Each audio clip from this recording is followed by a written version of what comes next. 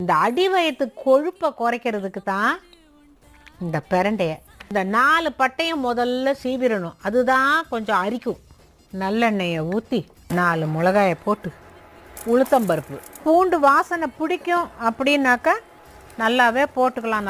கொஞ்சம் புளியை எடுத்து அதையும் போட்டு வதக்கிடணும். பாருங்கள், கரெக்டாக செவந்துருச்சு.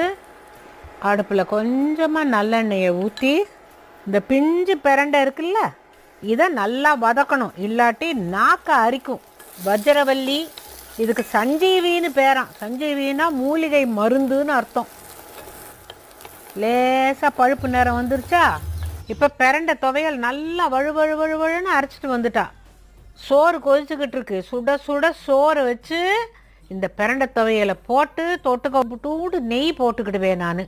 போட்டு அள்ளி தின்னா சொர்க்கம் எங்கே இருக்குங்கிறீங்க? என் தொண்டைக்குள்ளதான்.